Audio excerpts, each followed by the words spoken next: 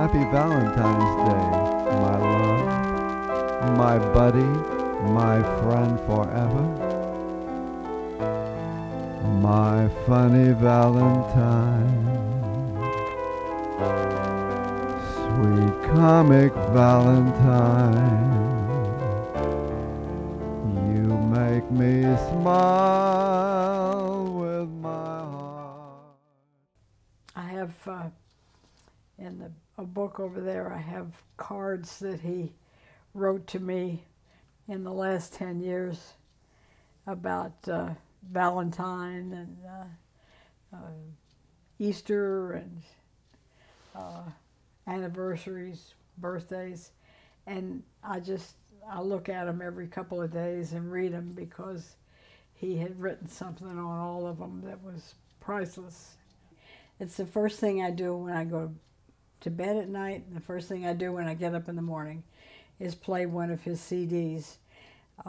They're precious, and I can't, I've gotten so that I don't have to tear up every time, but it's especially impressive to me when he says at the end of one, I love you, Maynell.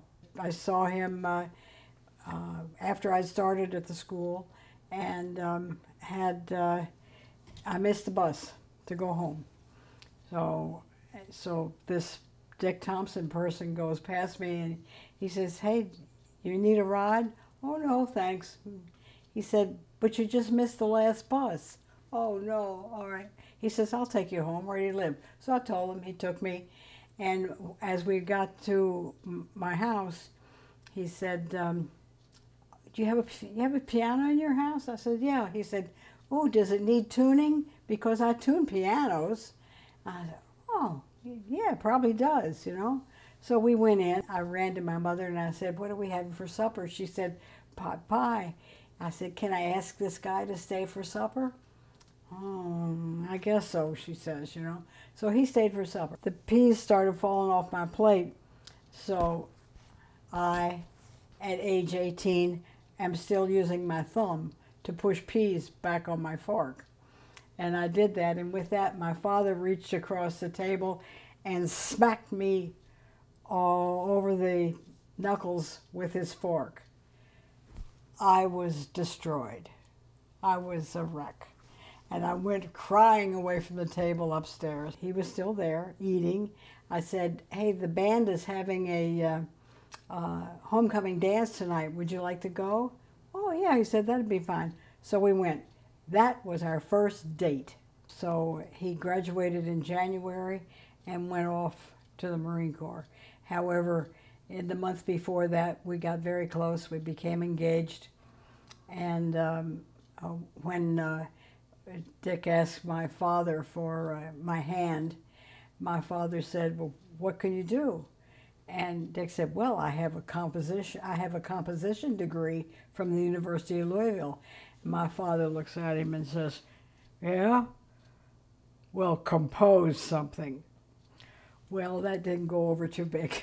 But anyway, Dick took off for the Marine Corps, and when he came back in July, we married without my parents' blessing. I was laid up with a heart problem. They were trying to make me stay longer, and finally I said, "I can't. I got to go home. I want to be with this man." I was only home 5 days before he had to go back in the hospital, and he was never back home again.